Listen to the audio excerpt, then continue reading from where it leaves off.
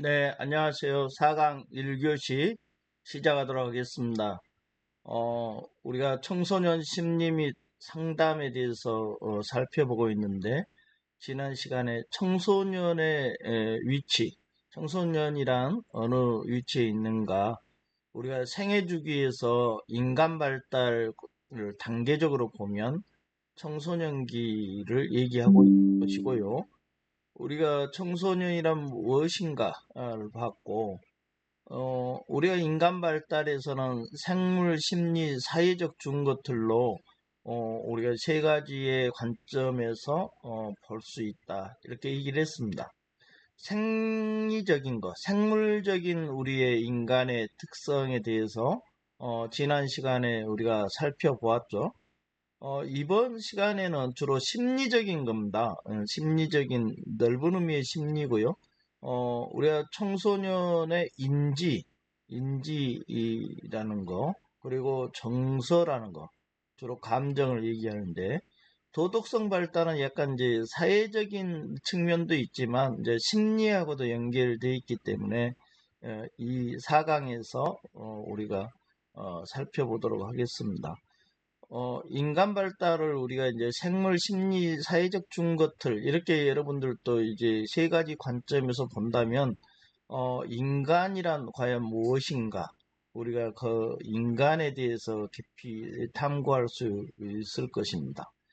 우리가 심리적인 힘이다. 우리가 세 가지 영역에서의 힘이 있는데, 인간 발달에 이제 영향을 미치는 주로 인지적인 측면, 정서적, 성격적인 측면하고도 이제 관련이 있죠. 이게 성격이라는 게. 그래서 도덕성, 여기 이 도덕적인 요소들의 인간의 행동에 어떤 영향을 미치는가, 이런 부분들이 심리적인 힘의 측면에서 바라보겠다는 거죠. 이번 시간에는. 그, 여러분 항상 얘기하지만 우리의 행동이 행위보다 좀 넓은 의미입니다. 우리가 보통 행위라고 얘기할 때는, 인간의 행위라고 얘기할 때는요, 그 행위는 사회적인 의미를 항상 담고 있는 거고요. 인간의 행동은 그보다 더 포괄적인 것이죠. 꼭 의미 있는 사회적인 것이 아니더라도 어떤 행동은 더 포괄적인 영역을 차지하고 있는 거고요.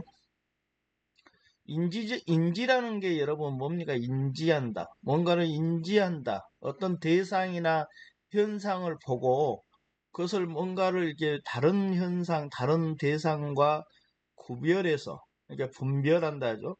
그래서 판단하고 뭔가를 안다. 우리가 인식한다는 용어하고도 혼용해 쓰는데요. 뭔가를 지각했을 때 그게 이제 분계가 돼서, 분별이 돼서 뭔가 저건 뭐다 하고 우리가 아는 거, 이걸 이제 인지라고 하는 거죠. 그렇다면 여러분, 정서는 뭘까요? 정서. 정서는 보통 우리나라 사람들이 더 잘 알 수 있는 개념으로는, 여러분, 감정, 이게 좀 더 오래 가면요, 어떻게 더 약간 지속하죠, 어느 정도. 그러면 그걸 기분, 우리 여러분들이 알기 쉽게, 우리 동양적인 사고방식에서는 정서하면 좀 잘 모르겠지만, 감정, 이렇게 하면 쉽게 표현되죠. 이게 다 연결돼 있죠. 생리적이고 또 표현적이고 경험적인 구성 요소와도 연계되어 있습니다. 그래서 떤 감정의 구조, 기능 측면에서도 한번 바라볼 수 있어요. 이게 복잡 미묘한, 우리가 이제 감정하면 복잡 미묘하죠. 그런 거 하면 도덕성이라는 말을, 여러분, 도덕 그러면 옛날 여러분 어렸을 때부터 도덕, 윤리 이런 얘기들을 많이 들었을 텐데, 그리고 공부도 했죠. 그래서 이제 혼용해서요. 여러분, 도덕과 윤리는 혼용해서 쓰는데, 대부분 도덕은 내적 가치적인 측면이 더 강합니다. 그리고 윤리는 외적인 어떤 표현 위주의 이제 윤리라는 게 가치, 일종의 우리라는 표현, 여러분, 우리라는 표현, 우리나라에서의 가치는 내면적인 거 외에 우리나라 사람들이 가지고 있는 가치, 이러면 윤리성, 이렇게 해서 좀 구분하기도 합니다. 이 도덕이란 말은 여러분 동양에서는요, 도와 덕의 문제입니다. 도는 길도자를 많이 쓰죠. 뭔가를 이렇게, 뭔가를 길을 찾아가는, 올바름을 찾아가는, 나를 찾아가는, 뭐 이런 도라고 하죠, 우리가. 그런 거 하면 덕이라는 것은 항상 이 선하게 베푸는 어떤 것, 이걸 이제 덕이라고 그러죠. 덕이 높은 것. 그것을 합쳐져서 동양의 도덕인데, 이 도덕이라는 말을 이제 일본 메이지 유신 때, 영어 단어의 모랄이라는 것을 이렇게 저기 번역했다고 그럽니다. 일본에서. 그런데 이게, 모랄이라는 게 아리스토텔레스가 니코마코스 윤리학에서 아리스토텔레스는 이제 덕이라는 게 선하게 만드는 습관을 덕이라고 했어요. 이게 이제 키케로라는 이제 그 스토아 철학자인데, 그 키케로가 이제 라틴어로 모스를 성격, 관습, 애절이라고 그럽니다. 이런 부분들을 가지고 이런 용어들을 가지고 서양에서 모랄이 이제 그 계속 이 도덕이라는 개념으로 어, 쭉 써왔고, 어, 여기서 일본에서 메이지 유신 때 번역을 했다고 합니다. 도덕성. 그래서 우리가 이번 시간에 인지와 정서, 도덕, 이거에 대해서 한번 살펴보도록 하죠.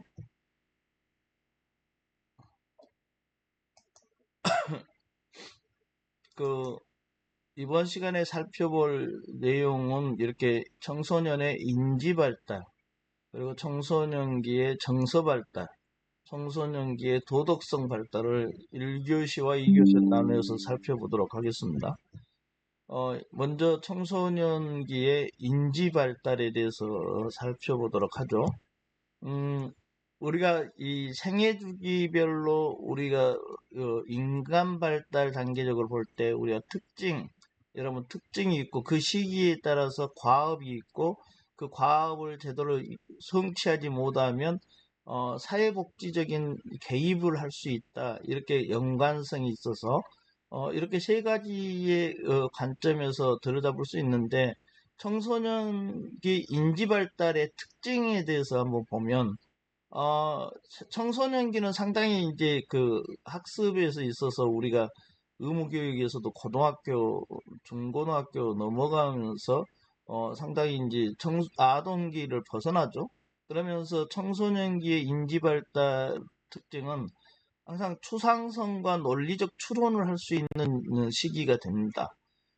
이거와 관련해서 여러분 삐아제라는 학자가 인지발달 시기 및 단계를 이렇게 나눠 봤어요. 그래서 이게 인간 행동과 사회 환경에서 여러분들이 배웠을 텐데 다시 한번 복습해 보면 삐아제라는 학자는 감각 운동기, 전 조작기, 구체적 조작기, 형식적 조작기 이렇게 네 단계로 나눴는데 감각 운동기를 출생과 2세 정도에 아기들은 이제 즉각적 유해부식에 대처하기 위해서 이제 빨기, 쥐기, 두드리기와 같은 신체 행동 도식을 이제 행동을 하죠. 이때 이제 그런 것들을 조직화한다.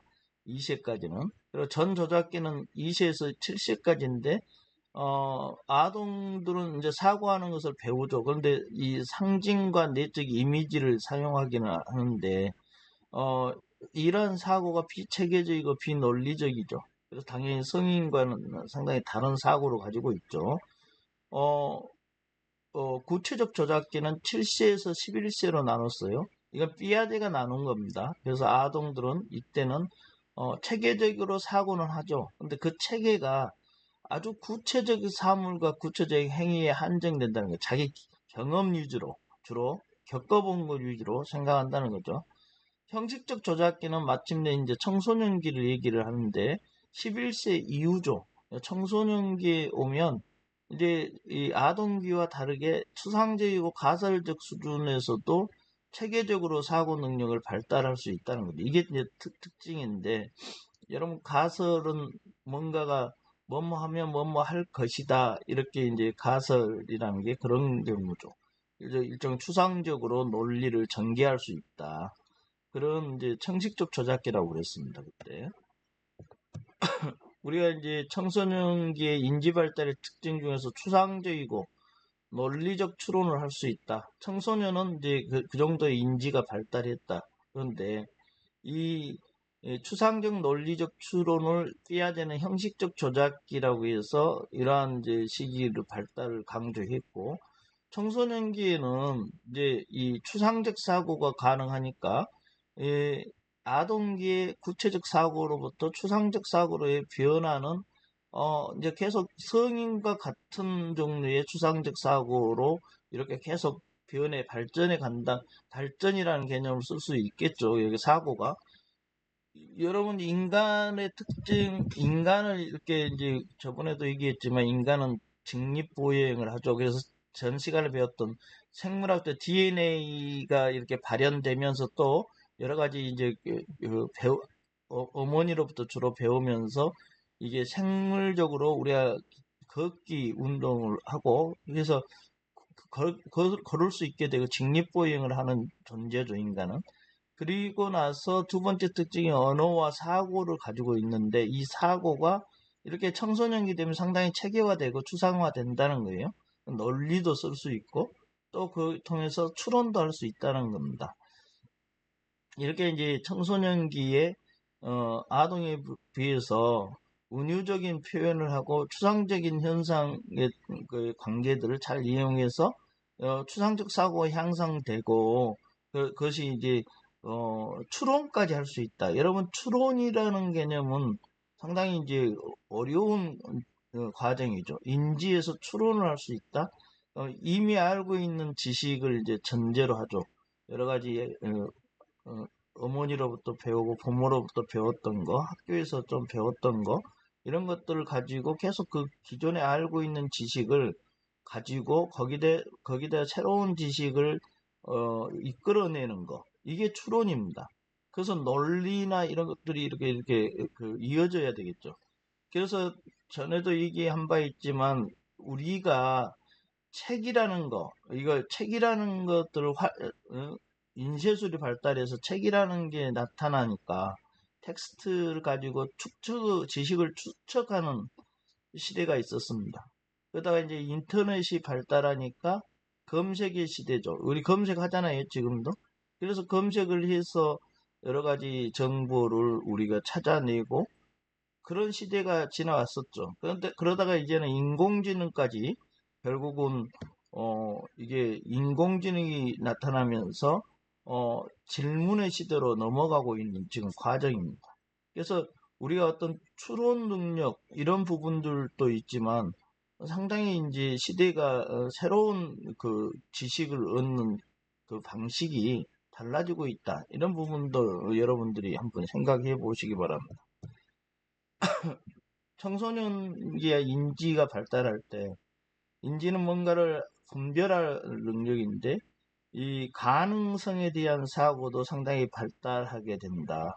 체계적인 이제 그 가능성을 추론할 수 있는 능력, 아까 어떠한 이제 이렇잖아요. 논리적으로 A를 전제했는데 거기에 새로운 걸 더 붙여서 새로운 걸 만들어내면서 계속 어, 다른 결론들을 이렇게 끌고 가는, 논리적으로 끌고 가다 보면 문제 해결 상황에서 상당히 과학적이고 논리적인 고차원적인 사고를 할 수 있어야 되겠죠. 차원이 상당히 높아진다는 거예요. 그래서 그런 사고를 계속 하면 우리가 이제 가설적 사고를 발달시킬 수 있어요. A라는 행위를 하면 B라는 결과가 난다. 이게 이제 인과관계 문제인데요. 거기서 이제 이 상관 분석도 하고 여러 가지 이제 원인과 결과 이러한 것들을 이렇게 도출해 낼 수 있다는 건데 이게 이제 가능하다는 가능성에 대한 사고가 있다는 거예요. 다니엘 키딩이라는 학자는 우리가 뇌 물리적 발달이 상당히 빠르다 채는 청소년기에는 생장 그 속도가 빨라 했죠. 성장과 저번 시간에도 얘기했지만 뇌에서 뇌하 수체 같은 데서 성장 호르몬과 이게 성 호르몬도 상당히 빠르고 많이 이제 분비되면서 거기에 이제 급속한 우리가 성장과 일종의 성의 어떤 변화들을 가져오고, 이러다 보면 획기적인 이제 그 역치 성장 과정, 이런 말을 써요. 역치 성장 과정, 급격한 도약 성장이라고 하는데, 여러분, 역치는 이게 이제 최소한의 자극 이상이 되면 우리가 어떤 것을 알아차린다는 거죠. 우리가 이제 이 최소한의 기준이 있다는 거예요. 어떤 그 최소한의 기준 밑에 어떤 일이 발생하면 그걸 잘 알아차리지 못한다는 겁니다. 그런데 최소한의 기준에 도달하면 뭔가를 알아차린다는 거죠. 그래서 이 역치성장 과정을 거치게 된다고 하고요. 청소년기는 이제 가설 위에 가설을 세우면 여러분 있잖아요. 그러면 그 문제 해결 과정에서 어떤 문제가 발생을 하면요.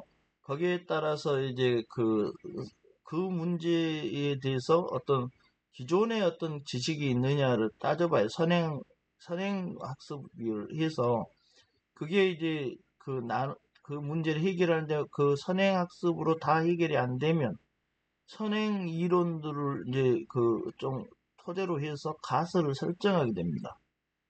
만약에 여기에 이런 행위를 하면 또 그 다른 결과가 나올 것이다. 그래서 인가의 어떤 그 가설을 설정을 해놓고 거기에 맞는 자료를 여러분 많이 수집을 합니다.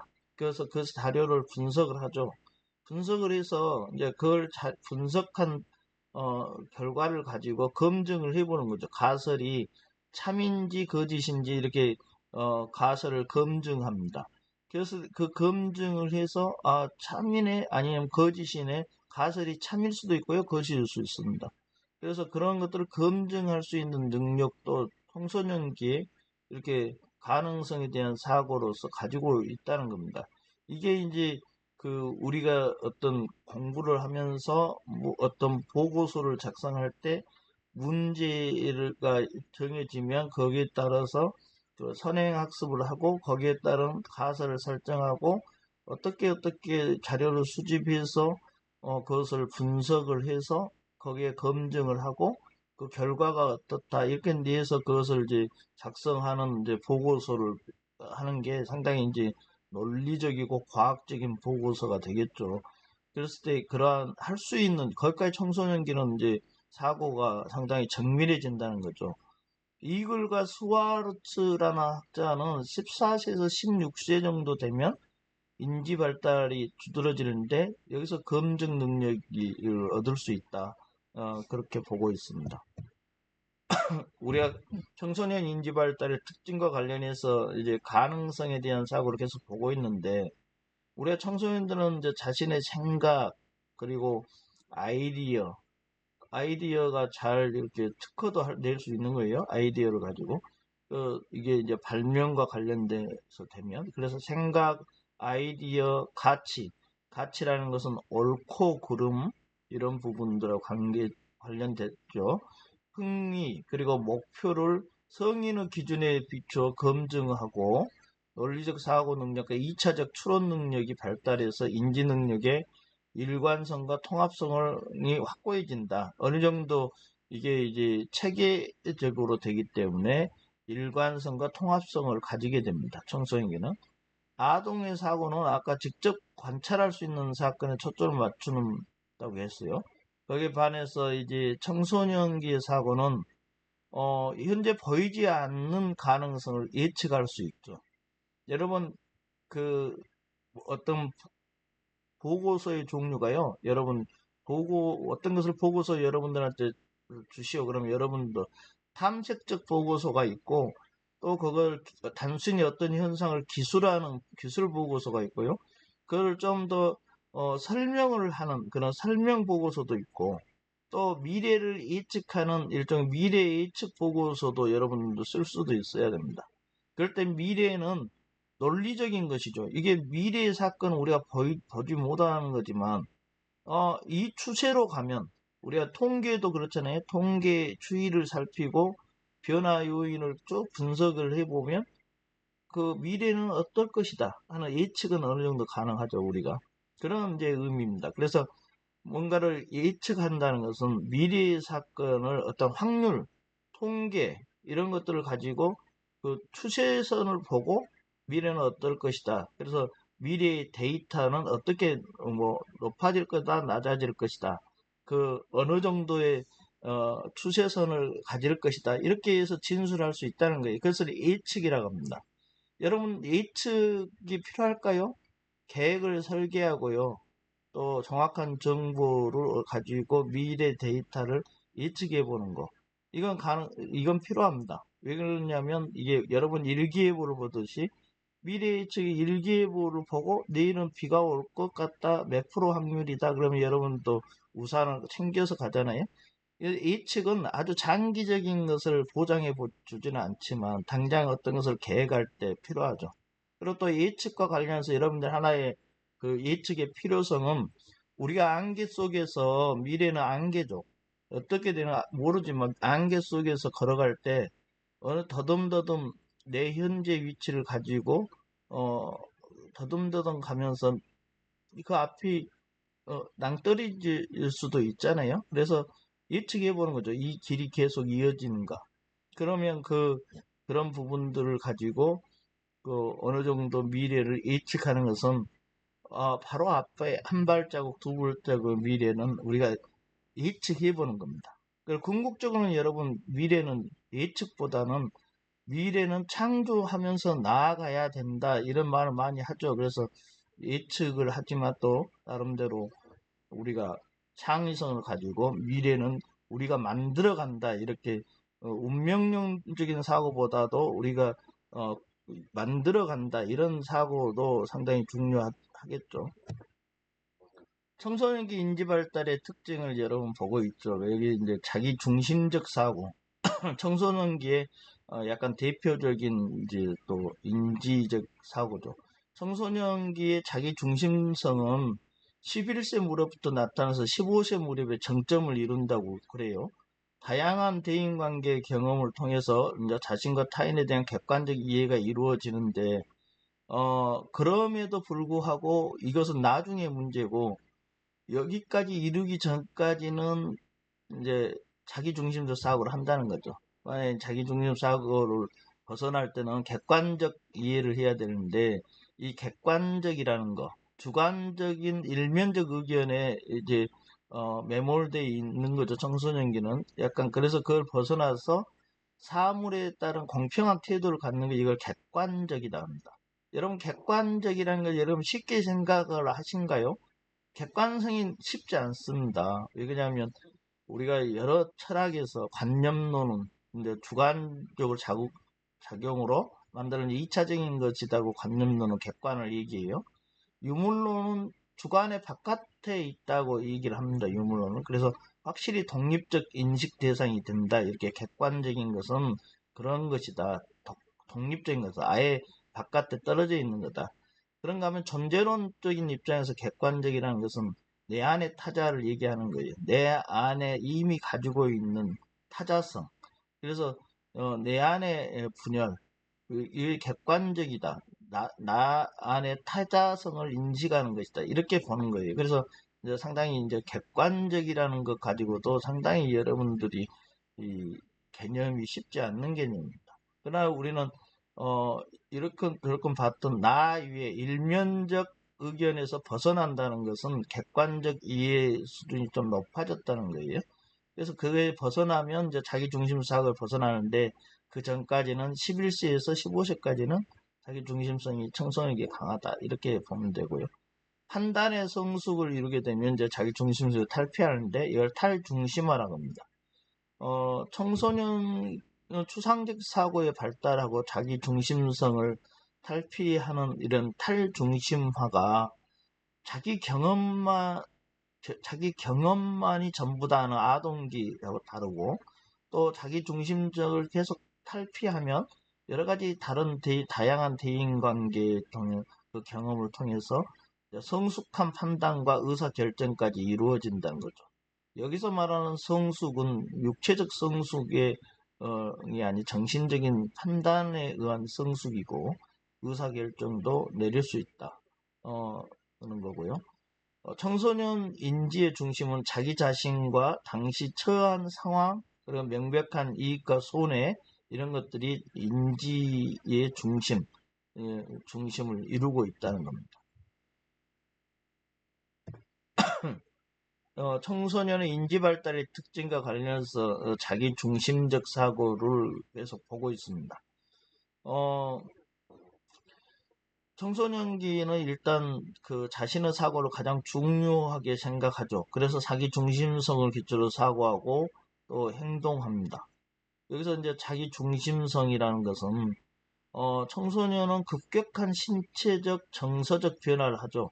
신체적인 변화는 우리가 앞 시간에 봤습니다. 예, 성장 호르몬과 성 호르몬의 급격한 변화를 가지고 상당히 혼란스럽기도 하죠. 그래서 자기 외모와 행동에 상당히 관심을 가지고 있고 그럼으로써 일어나는 자기 감정, 정서적 변화에도 상당히 이제 관심을 집중하게 됩니다.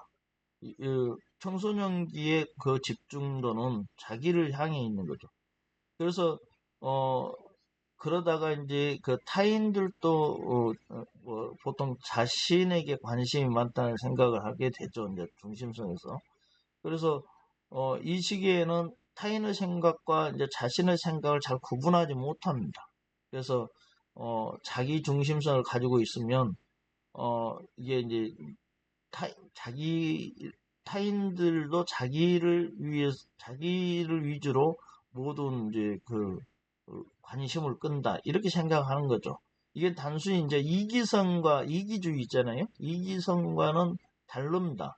왜 그러냐면 이기적인다는 것은 도덕적 판단이 내포된 거지만 이 청소년기의 자기 중심성은 아까 신체적, 생물, 심리, 사회적인 준것들에 의해서 바라볼 때 이 자기 중심성은 사회적인 영역은 많이 포함되어 있지 않는 얘기죠. 이것은 생리적인 걸로 급격하게 변하고 정서적으로 그러니까 이게 나를 위주로 집중할 될 수밖에 없는 겁니다. 모든 게. 그렇기 때문에 이것은 자기 중심성은 당연한 거다. 청소년만이 갖고 있는 약간 독특성도 있죠. 그러니까 이건 이기성하고는 다른 개념이라는 거고요.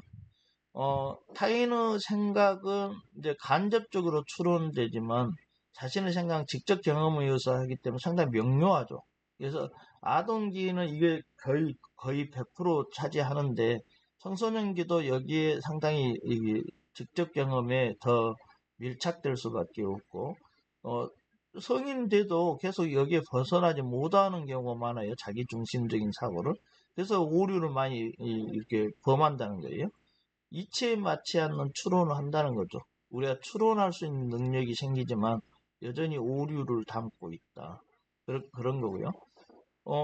이게 이제 우리가 청소년의 자기 중심적 사고를 우리가 얘기할 때 개인적 우화, 그리고 상상의 청중, 이걸 가지고 이제 설명을 많이 합니다.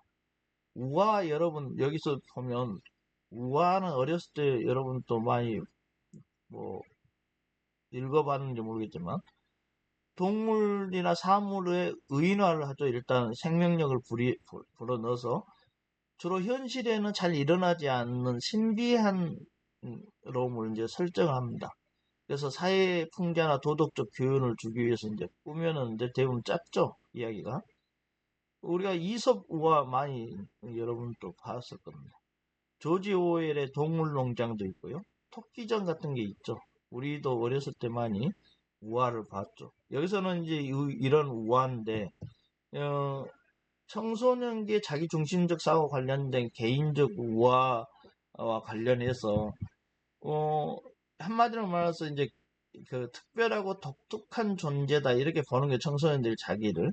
그럼 자기 감정이나 욕구는 타인과는 비교할 수 없는 독특한 것이다 이렇게 일단은 생각을 한다는 거예요. 그리고 또 남들과 다른 특수성이 있다. 나만이 갖고 있는 문제다. 이렇게 또 생각하고 또 어떨 때 한편으로 상상을 하도 이상적 기대를 가지고 있어요. 그래서 타인들을 이해할 수 없는 존재다. 나는 타인과 달라. 그러면서 다른 것을 자신에게 일어난 모든 사건과 이제 생각들을 타인과 많이 다르고 독특하다. 이렇게 생각하는 거죠. 그렇게 되면 이제 비합리적이고 허구적인 것이고 때로는 과격한 행동도 합니다. 그래서 상당히 위험해지기도 하는데, 이게 이제 이것을 해소하기 위해서는 당연히 이제 자신과 타인의 실체를 객관적으로 인식해 가겠죠. 그리고 현실 검증 능력이 이제 많이 더 검증돼야 되겠죠. 보양돼야 되겠죠. 그러니까 그 추상적인 능력과 논리적 추론 능력이 또 발달하기 때문에 현실 검증 능력이 이제 높아지면 그런 것들을 이제 타인과의 관계, 친밀한 관계를 결국은 이제 개인적 우화를 넘어서서 어, 아까 객관적으로 본다 했죠. 객관적으로 본다.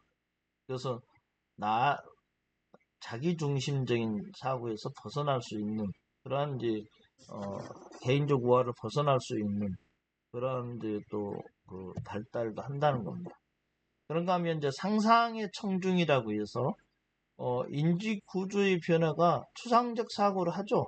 근데 이제 타인에 대한 지각을 왜곡시키는 경우가 있다는 겁니다. 상상의 청중은 실제 상황이 아니라 상상 속에 이제 자신을 주인공으로 놓고 타인은 관중으로 이렇게 청중으로 놓고 행동하고 반응하는 성향을 얘기하는 거죠. 자신이 타인들의 관심이 초점이 된다고 생각하는 겁니다. 모든 게 이제 자기의 여러분 이제 그 영화를 보면 주인공은 이 주인공을 따라가죠. 카메라가 주인공을 따라갑니다. 다른 사람들은 그 옆에 배역을 가지고 있는 사람들 외에 약간 배제된 측면에서 이렇게 주인공을 따라가면서 카메라가 계속 주인공을 위해서 이렇게 비추면서 모든 그 시선이 관심이 주인공에 맞춰져 이렇게 초점화되어 있습니다. 그래서 우리가 주인공의 행동에 상당히 반응하죠. 주도적으로 반응하게 됩니다. 그러한 이제 그 창상의 청중이라는 것을 그렇게 이해하면 쉽겠죠. 주인공 위주로 모든 그 어, 이야기가 돌아가는 거죠. 그래서 자신의 관점과 타자의 관점의 차이를 구분하지 못하고 자기 상상적 청중을 일단 만들어 놓고 자신에 대한 타인의 반응을 예측하고 하는 거죠. 자기를 어떻게 보느냐. 타인의 관심 오로지 청소년 자신한테 있다. 이렇게 생각을 하는 거죠. 자신을 주인공으로 만드는 겁니다. 어, 청소년 인지 발달의 특징과 관련해서 네 번째는 청소년은 상대적 사고를 가지고 있죠. 상대적 사고를 가지고 있습니다. 우리가 모든 지식에 대해서 많은 주제와 의견의 다양성을 알고 절대적 진리가 아니라 상대적인 여러 가지 진리가 존재한다는 것을 청소년기에 알게 됩니다. 그런데 그것을 아주 명확하게 아느냐, 꼭 그렇지는 않지만, 청소년기에 이제 이런 상대적 사고, 이걸 이제 어느 정도 알게 된다는 거죠. 우리가 여러분 진리라는 말이 여기서 나왔기 때문에, 이게 한번 진리에 대해서 간단히 얘기를 해보죠. 진리가 뭡니까? 참된 이치라고 이렇게 해석됩니다. 한자로는 참된 이치다. 이렇게 동양에서 도라는 것도 얘기를 했지만 거의 동양에서는 도와 같습니다. 참된 이치를 찾아서 길을 걷는 거죠. 참된 이치라는 게 동양에서 참이라는 말도 쓰고 진리는 참된 이치다. 그랬을 때 진리에 대한 생각이 이제 서양 철학에서는 여러 가지가 여러분 있었습니다. 절대주의가 진리다. 진리를 절대적인 것이다. 이렇게 생각했던 철학자는 여러분도 잘 아는 플라톤이죠. 이분은 이데어라고 했는데 이데아입니다. 오타네요. 이 이데아 주로 이게 이제 이성의 빛이 있다. 이거 동굴의 비유 여러분들 알죠? 다 동굴 속에 살고 있으면 밖에 빛이 있다는 것을 직접 경험하는 사람은 현자죠. 경험을 거의 다 못하고 있다는 거예요. 그러나 밖에 빛이라는 절대적인 이 진리가 있다. 이데아가 있다. 이상의 것이 있다. 그것이 이제 철인이다. 이 철인 정치라고 했어요. 일종의 철학자들로 이렇게 비유했습니다. 플라톤은. 그래서 절대주의라는 의미고. 그런가 하면 이제 계속 그 사이에도 뭐 상대주의가 있었습니다만은 상대주의가 빛을 발할 때는 18세기의 칸트라는 철학자를 알죠. 이 칸트라는 철학자는 인간의 인식에 지평성이라 있습니다. 한계가 있다. 인식에는 한계가 있기 때문에 어쩔 수 없이 우리는 상대주의적인 사고로 해야 된다.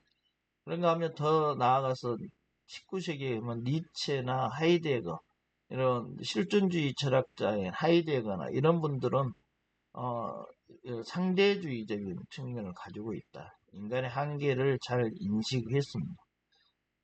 그런가 하면 아예 이제 1930년 영국의 분석 철학을 해봤고 독일은 현상학이 나왔습니다. 여기 여전히 한계가 있더라. 불가지론이라고 해서 절대 진리는 존재하는지를 잘 알 수 없다. 이렇게 이제 절대주의와 상대주의의 불가지론도 있습니다. 어, 그러나 우리는 이제 참된 이치라는 진리는 어느 정도 이제 상대적이면서도 존재한다. 존재한다. 이렇게 이제 인식을 두고 이렇게 그래도 상대적 사고를 하고 있는 것이지만 어느 정도 그 상대성만이 전체가 전부가 아니다. 이런 이제 감각을 갖고 있어야 됩니다. 아동은 흑백 논리와 같은 절대적 관념에서 사물을 판단하죠. 여기는 경험에 의해서 흑백 논리로 많이 빠지게 됩니다. 청소년기는 여기에 보다 좀 더 나아지죠.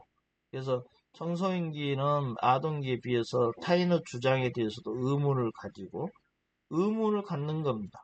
질문을 하는 존재죠. 그래서 절대적 진리가 과연 맞냐, 그 절대적인 거냐, 여기에 대한 의문을 품는다는 거죠. 그래서 의문을 품는 건 굉장히 중요한 거죠. 그래서 윌리엄 페리라는 학자는 이제 성인기 이전에는 이원적 사고, 아까 그 이원적이라는 흑백 논리를 하다가 성인기에 가까워지면 상대적 사고를 하게 된다. 이 상대적 사고가 완전한 상대성은 아니에요. 그래서 우리가 의문을 갖게 된다는 거. 여기에 이제 여러분도 좀 더 포커스를 두면 좋겠습니다. 그게 과연 그게 전부냐? 전부가 아닌 가능성이 많죠. 우리가 이제 개념할 때도 평미래로 이렇게 밀어서 나머지들이 남아있죠, 항상. 그 전부를 다, 어떤 개념이 전부를 포섭하고 있다. 이렇게 보면 좀 오류에 빠질 수 있죠. 그래서 그게 전부이냐? 그래서 의문을 갖는다는 거죠. 이게 이제 데카르트의 이제 나는 생각한다, 걸어 존재한다, 나는 질문한다, 그래서 존재한다, 이런 의문을 제시하는 거, 이거는 상당히 이제 중요한 감각이고, 그런 이제 상대적 사고를 잘 이해할 수 있는. 우리가 성숙한 사람일수록 여러분 상대적 사고가 발달돼 있죠. 서로 다른 이제 관점들이 이렇게 나오면 그 하나의 관점이 전부 절대적인 게 아니고 또 다른 사람이 말한 관점이 또 절대적인 게 아니에요. 여러 가지 이제 여러 가지 관점들로 해서 계속 의견이 나오면 그걸 이제 만족스러운 조망을 할 수 있는 그것을 공식화하려고 노력을 해야죠. 그걸 통합할 수 있는 역량이 되면 상당히 좋겠죠. 전부가 되지는 않겠지만. 그래서 어떤 그런 환경들이 계속 이렇게 변하면서 여러 관점에서 주장이 오고, 본인이 서로 절대적으로 옳다고 주장하는 여러 의견들이 있을 때, 그런 환경에 대처하는 능력을 얼마나 잘 조율할 수 있고 통합할 수 있고 그런 노력이죠. 그것이 전부 그렇다는 것이 아니에요. 조정하고 고민하고 그걸 서로 화해하고 거기에 따른 어떤 문제 해결력을 높여주고 이런 부분들이 성숙하다 우리가 얘기할 수 있어요. 그래서 인간은 상호작용하고 숙고하죠. 서로 숙고해서 내놓은 의견을 가지고 문제 해결을 문제 우리가 문제다 하는 것만 얘기할 게 아니고, 또 나중에 이제 그 해결 방법에서 여러 가지 나옵니다만은, 어떤 것을 문제 위주로 보는 사람이 있고, 또 어떤 사람은 과제 위주로 보는 사람도 있어요. 문제다고 문제를 지적하기만 하는 사람이 있는 반면, 어떤 것을 해결 중심적으로 생각하는 사람도 있어요. 그래서 어떻게 할 거냐, 문제는 있고, 그럼 그걸 문제로 볼 거냐, 앞으로 해결해야 될 과제로 볼 거냐, 여러 가지 의견이 있을 수 있겠죠. 그리고 그것을 문제니까 계속 이것을 병리 현상이야, 그러면서 계속 그 병리니까 그것은 다 제거해야 돼, 이렇게 하는 것보다, 아니 그 상생할 수 있는 해결책을 가지고 제대로 많은 사람들한테 혜택이 가는 방식으로 해결 중심적 사고를 하는 거, 이런 것이 상당히 여러분 이제 이게 갈래가 있습니다. 나중에 그런 부분들에 들어가서 여러 가지 이론이 있고 거기에 따른 적용이 있고 그럴 텐데, 그게 상당히 중요하다는 거죠.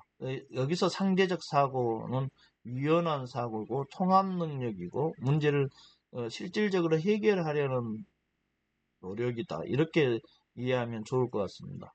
우리가 이론적 사고에서 흑백 논리에서 상대적 사고로 변화한다는 것은 청소년기에 있어서 상당히 중요하죠. 그래서 상호작용하고 숙고하고 이러한 태도들을 배우는 거고, 이 사고의 정보 처리, 특히 요즘의 젊은이들이 놓칠 수 있는 부분이에요. 왜 그러냐면 첨단 기술 세계에서 여러분들도 컴퓨터나 이런 쪽에 익숙해지면 태어날 때부터 컴퓨터가 앞에 있기 때문에 나이가 드신 분들은 잘 이해를 못하는, 청소년들은 아주 첨단 기술이 그냥 내 안에, 그냥 손 안에 나의 나의 거의 손과 발과 머리와 같은 존재예요. 그러니까 그 사람들은 이 친구들은 첨단 기술 세계에서 굉장히 복잡하기 때문에 상당히 세밀화됩니다. 그래서 또 이것에 익숙해지려면 오랜 기간 동안 장기적으로 거기에 이렇게 접촉해 있어야 되겠죠.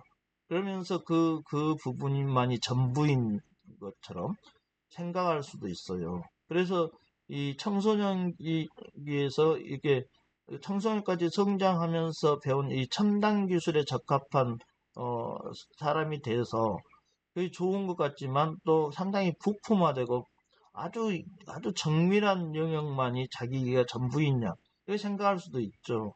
그렇기 때문에 상대적 사고를 익히고 사고의 정보 처리를 상당히 이제 유연하게 가져가면서 통합 능력, 이런 부분들은 청소년기에 잘 자기도 모르게 그것을 얻지 못하는 영역으로 갈 수도 있습니다. 그래서 이런 부분들은 양면성인 거죠.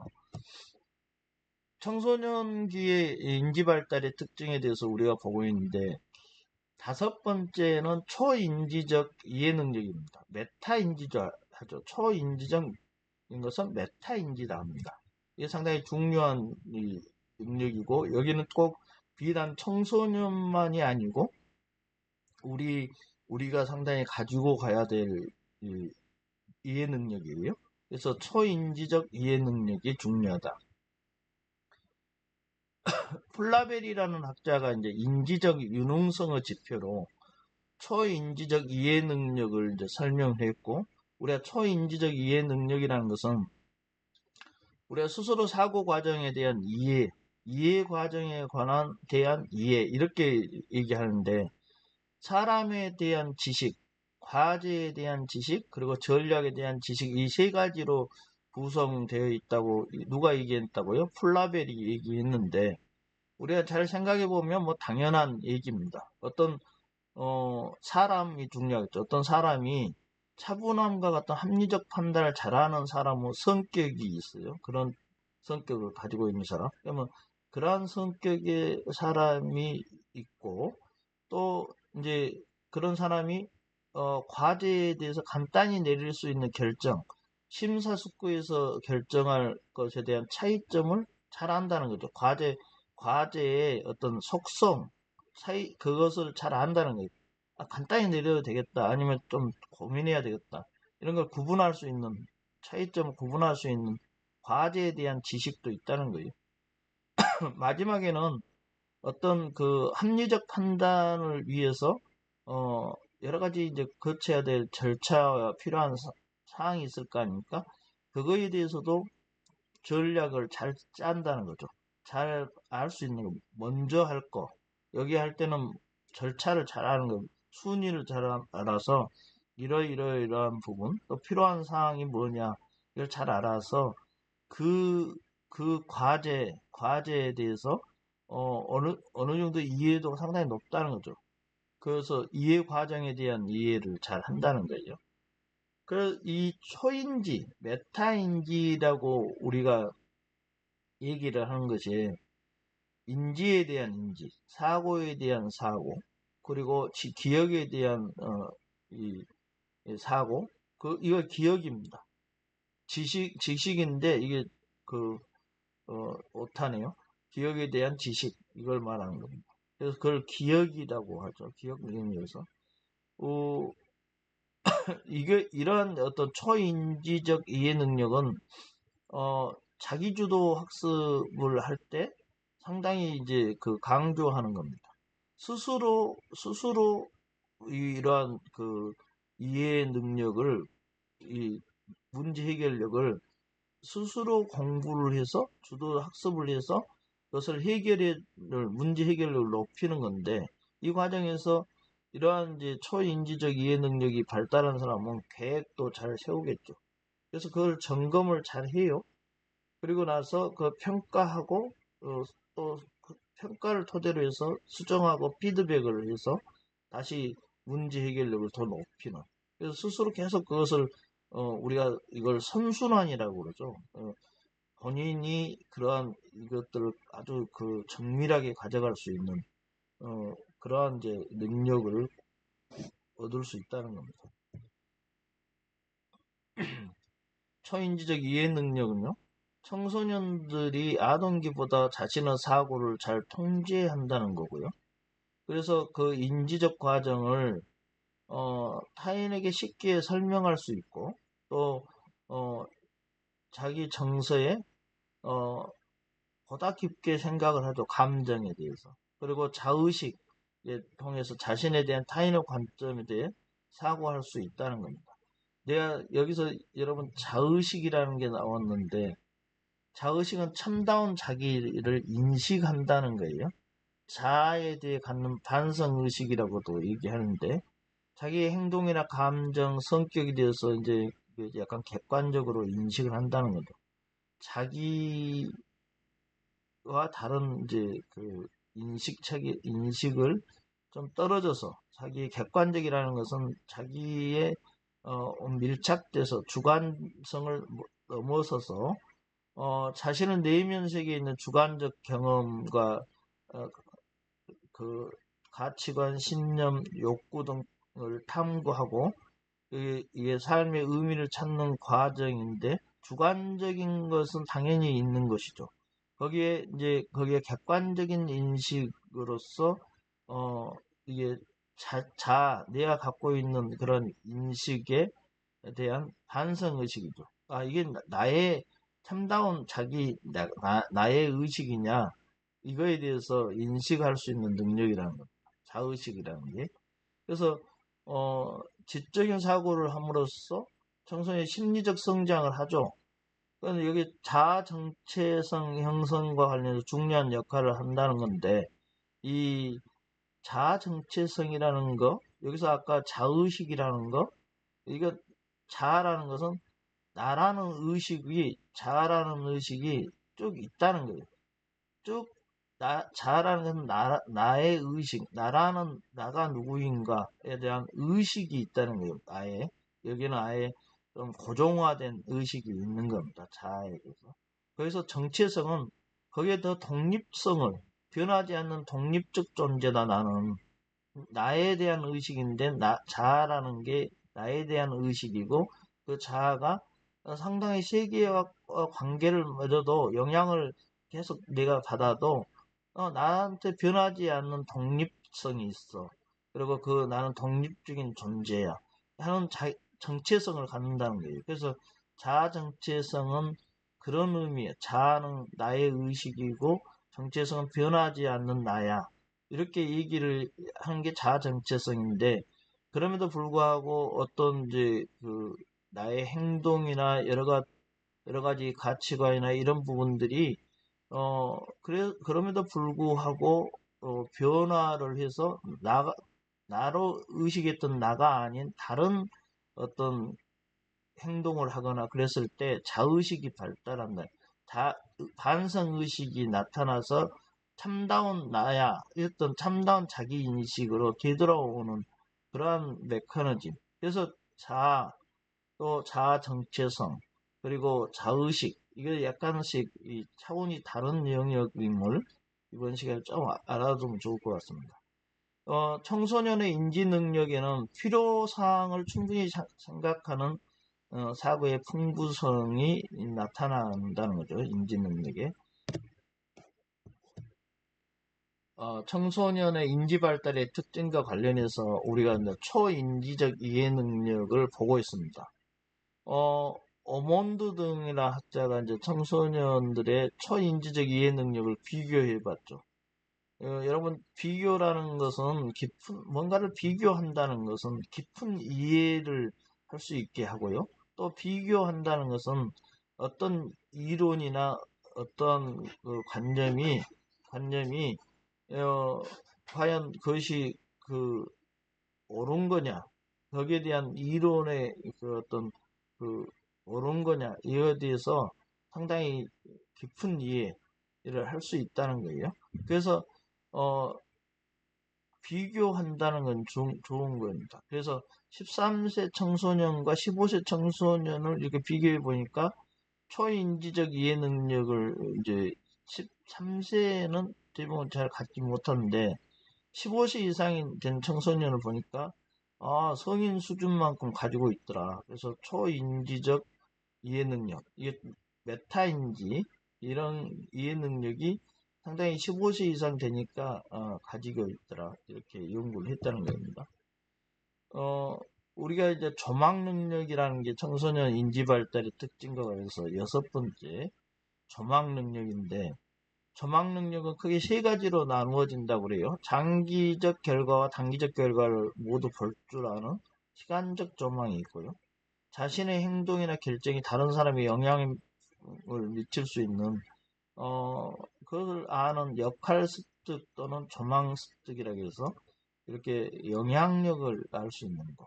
한 가지 결정할 때 다른 것을 고려하는 일종의 비용과 이익을 동시에 계산하는 능력이다. 내가 A를 선택하면 B를 기회상실할 수 있고, 그것을 그 비용으로 환산하면 내 이익을 선택한 이익과 그것을 잃은 이익 사이에 이렇게 계산을 하니까 어느 정도 유리하다, 이렇게 고려할 수 있는 능력이 생긴다는 거죠. 이러한 조망은 이제 청소년들이 아동기에 비해서 더 큰 범주 내에서 의사결정을 하잖아요. 그래서 그렇게 할 수 있는 역량을 키워주는 거죠. 여러분, 조망 능력이 크려면 뭘 많이 훈련해야 될까요? 역사의 개념이요. 우리의 역사는 현재로 올바로 이해하고 미래를 조망하기 위해서 과거의 사실을 탐구하는 게 역사잖아요. 그래서 어떤 현상에 대한 역사, 어떤 개념에 대한 역사, 어, 그것을 이제 읽어보면 많은 직접 경험 외에도 간접 경험을 하잖아요. 그래서 청소년기의 어떤 조망 능력은 역사를 아주 좀 잘 접하면 능력이 고양되지 않을까, 그런 생각도 해봅니다. 일반적으로 청소년들은 성인들보다 이제 비교적 미래에 대한 걱정이 적죠. 그리고 약간 어차피 학습하는 시기입니다. 그러니까 미래에 대한 걱정이 적고 의사결정의 장기적 결과보다는 단기적 결과를 중요시하죠. 그렇기 때문에 이렇게 조망 능력을 더 성인들보다 관심을 가지고 여유롭게 조망 능력을 키울 수 있는 또 그러한 이제 나름대로 기회를 갖고 있을 수도 있습니다. 우리가 이제 인지 발달에 대한 특성을 쭉 봤죠.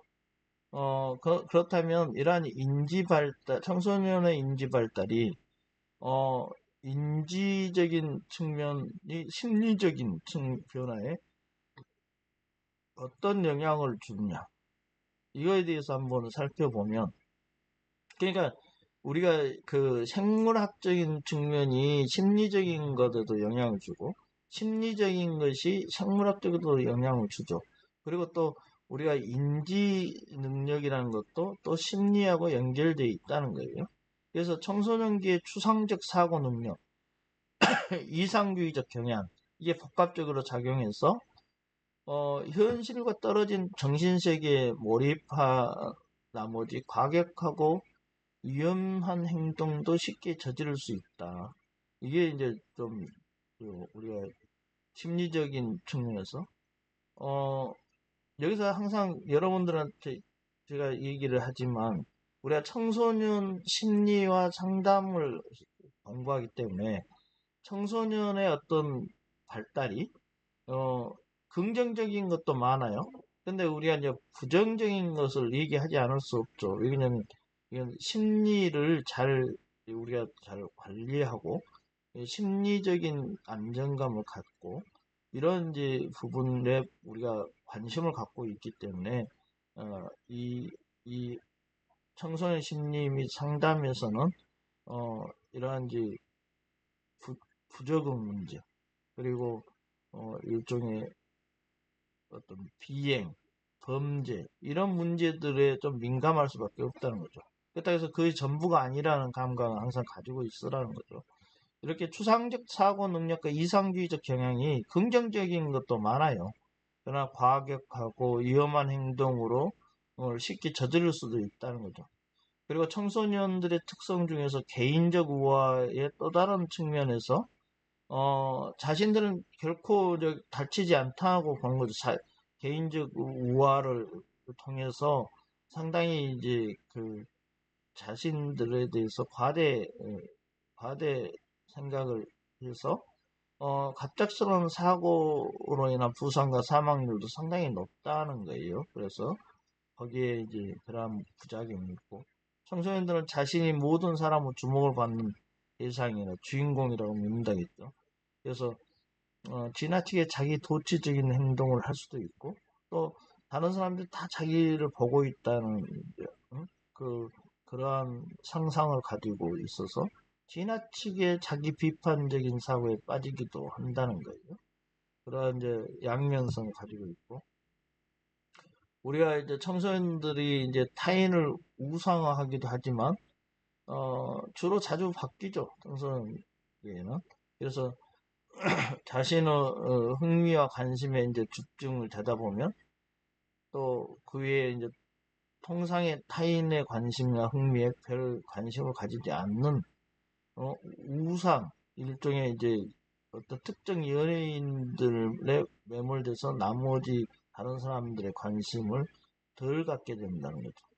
그러면 이것은 이제 성숙해지면서 사회적 상호작용하고 타인을 이해하게 되고 그렇게 해서 이제 다른 사람들도 비슷한 생각을 가지고 있구나 이런 사실을 알게 되면서 객관화된다는 것이죠. 성숙해진다는 것이 그런 의미고 상대적 사고가 증가해서 이제 아동기와 달리 부모의 의견이나 생각을 반할 수 있죠. 부모의 생각이 항상 옳으냐 이제 인지 발달 이제 그것은 인지 발달로 인해서 자연스러운 건데 이게 이제 심해지면 부모와의 갈등이 상당히 심화될 수도 있는 거죠.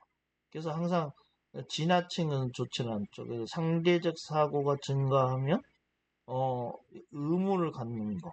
이건 상당히 이제 그 인지 발달에 중요한 청소년기에 습득해야 될 과제인데 그래서 그걸 통해서 우리가 가설을 설정하고 새로운 검증도 하고 새로운 발전, 이론의 새로운 발전도 하고 이런 이제 또 학문할 수 있는 태도를 가지고 이런 게 좋은데 단점으로는 이제 계속 기성세대들 부모를 포함해서 기성세대, 기성문화에 대해서 상당히 반항적인 거기에 더 더 넘어가면 갈등으로 비화될 수 있다는 그런 단점도 있다는 겁니다.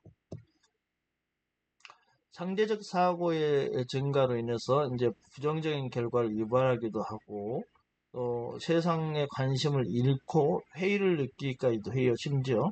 그래서 아주 회의주의가 될 수도 있고, 근데 거기에 멈추지 않고 이러한 이제 어떤 신념이 무너지면 불확실해지고, 거기에 따른 이제 신뢰할 수 없다. 기성세대에는 신뢰할 수 없다. 이렇게 이제 극단으로 치닫게 되면 본인의 이제 문제는 본인의 우울감을 넘어서 우울 장애까지 갈 수도 있죠. 그래서 이게 이제 이런 태도들이 과하면 결국은 부작용을 일으킬 수 있다. 이렇게 보는 것입니다. 어, 청소년기의 인지에 대해서 우리가 이제 살펴봤다면, 어, 이번에는 정서에 대해서 살펴볼까요? 우리가 정서는 우리가 감정, 기분, 이렇게 생각하면 빨리 와닿죠? 그래서 청소년기의 어떤 정서 발달의 특징에 대해서 보면, 청소년기는 감각 추기 및 충동성이 높겠죠. 감각 추구의 행동은 위험 행동에 영향을 미칠 수도 있죠. 어, 청소년기의 위험 행동. 이것은 이제 감각 추구 성향이 높은 청소년들일 텐데, 충동적이고 반사회적이고 비동조적인 행동이 강하게 나타나기도 하죠. 청소년과 성인을 비교했을 때요, 위험에 대한 지각 및 태도가 다르다고 그래요.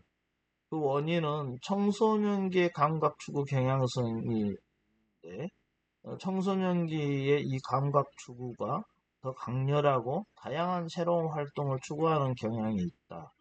이런 이제 경향성이 청소년기에 더 높다는 겁니다. 감각 추구와 충동성이 더 높죠. 이러한 경향성은 이제 청소년의 정서는 충동적이고 쉽게 동요하게 되죠. 이게 이제 우리가 저번 시간에 생리적인 변화, 신체적 급격한 폭발, 성장의 폭발, 그리고 또 성적인 어떤 급격한 변화, 이런 게 이제 충동성을 가지고, 이러한 감각이 혼란을 가져오기도 하고, 동요를 가져오기도 하죠. 그럼 정서에 영향을 미친다는 겁니다. 그리고 15세 이상에는 이제 정서의 변화가 잘 나타나지 않는데, 청소년 중기에서 성인 사이에는 상당한 이제 그 청소년들의 정서 변화가 상당히 나타난다. 이건 어떤 의미냐면, 우리나라 청소년기의 시기는 대학 입시라는 관문이 하나 있다겠죠. 그게 이제 모든 스트레스의 원인 중에 상당한 그 비율을 차지하는데, 이러한 그런 스트레스들이 있고, 또 호르몬 변동이 급격해진다겠죠. 그러면 이게 이제 호르몬이 성장 호르몬도 있고, 이게 성인 호르몬도 있는데, 이렇게 변하면서 2차 성징이 나타나기도 하고, 그러면 혼란스러웁니다. 그래서 여기에 이제 정서하고 연계되겠죠. 어떤 이 몸의 신체의 변화는 직접 감각적인 것이잖아요. 그래서 이 감각을 어떻게 해소하지 못하고, 그에 대해서 이해가 부족하고, 그러면서 계속 우리가 뭡니까? 잘 이해할 수 없으면 나타나는 게 불안입니다. 불안이라는 정서죠. 그래서 이 불안감, 이런 것들이 나타나면서, 그게 이제 더 나아가면 그 해소되지 않고 계속 악순환을 가져가면 결국 그게 이제 우울감으로 가고, 그 우울감이 우울증으로 가고, 그 우울증이 이제 고착화되면서 장애로 갈 수 있다. 우울장애까지 갈 수 있습니다. 청소년 정서 발달의 특징과 관련해서 두 번째를 보면, 우리가 이제 독립성이라는 걸 알 수 있어요. 독립성입니다. 이게 이제 청소년 시기는요, 우리가 부모가 1차적인 가정에서의 부모가 있겠죠. 물론, 부모가 없이 할아버지, 할머니도 있을 수 있습니다. 그리고 2차적으로는 이 부모의 감독권이나 이런 것들이 이제 이전되는, 학교 생활에서는 교사는 이게 대해서 위임을 받았죠. 그래서 그런 이제 수임자로서 교사가 있고요. 그러면 이러한 부모나 교사로부터 압박감과 부당한 간섭, 여기서 부당한 간섭일 수도 있죠. 그러나 이러한 압박감 등을 받게 되면 이제 반항성이 증가하겠죠. 어, 그래서 내외적 갈등을 겪게 됩니다. 청소년에. 그래서 이들의 이제 욕구가 저지당하거나 불만, 갈등이 이제 상당히 빈번해지거나 그러면 문제 처리 능력이 결핍을 가져오게 됩니다. 예, 이것은 하나의 스트레스로 작용하기 때문에. 그래서 정신분석적 입장을 볼 때 청소년들에게 반항이 나타난 이유는 양가 감정 때문이라고 그래요. 이 양가 감정은 청소년이 완전히 성인이 되지 않았기 때문에 부모에 의존해야 됩니다. 그리고 부모는 울타리 어느 정도 역할도 하죠. 아까 이제 감독권 미성년자일 때는 특히 이 감독권이 있습니다. 법정 대리인으로서 아예 감독권이 있죠. 그래서 그러한 부분에 대해서 이제 그 그러한 것에 대해서 의존을 할 수밖에 없는 처지고 또 한편으로는 그럼에도 불구하고 독립성이라는 게 나쁜 의미가 아니고 좋은 의미입니다. 독립적 인격자로서 하나의 역할을 하겠다는 그런 의도를 가지고 있는 거죠. 그래서 이게 한편으로는 의존하면서 한편으로는 벗어나서 독립적 존재로 되겠다. 양가 감정이기 때문에 이것을 반항으로 나타날 수 있습니다. 부모에게 양가 감정이 있으면 반항함으로써 해방하고자 하고 정서적으로 부모에게 지배를 받거나 압도되지 않으면서 뭔가를 수용하고 의존하려고 하는, 나누면서 의존하려고 하는 이 양가 감정은 당연한 이제 이 시기가 그런 시기죠. 청소년기에는. 청소년기에는 정서적, 사회적 독립성이 발달하죠. 그래서 사회적 독립은 타인 지향이 아니라 자기 지향적인 것을 뜻하죠. 여기서 사회적 독립은. 자기 지향적 사람이 되는 거죠. 스스로 사고하고 자신이 이해한 대로 결정하고 그래서 자신의 결정권을, 자기 결정권을 가지겠다. 이러한 이제 사회적 독립을 의미를 갖고 있고, 사회적 독립은 이기성이 아니라고 했죠. 이기적인 것이 아니에요. 그래서 이기적으로 나쁜 행동, 반도덕적인 행동, 이것을 내가 나만이 갖고 있는 반도덕적인 행위를 할 거야. 이런 것이 이기성이라면 그런 도덕성이 포함되어 있지 않는 개념이죠. 당연한 자기만의 어떤 그 결정 능력을 가지겠다는 것은 사회적 독립으로서는 나쁜 측면이 아닙니다. 정서적 독립도 마찬가지죠. 이게 아동기는 상당히 이제 그 부모나 다른 사람에게 정서적으로 의존하죠. 그런데 이제 청소년이 되면 이것도 하나의 독립적으로 친밀한 정서적 유대는 내가 결정할 거야. 그리고 나하고 맞는 사람하고 유대를 가질 거야. 그래서 이것을 독립적으로 변화된다는 것이죠. 청소년기에는요. 우리가 이제 쭉 인지 발달과 정서 발달에 대해서 이렇게 1교시에서 살펴보았습니다. 여러분 수업 듣느라고 고생하셨고요. 1교시는 이것으로 마치겠습니다. 감사합니다.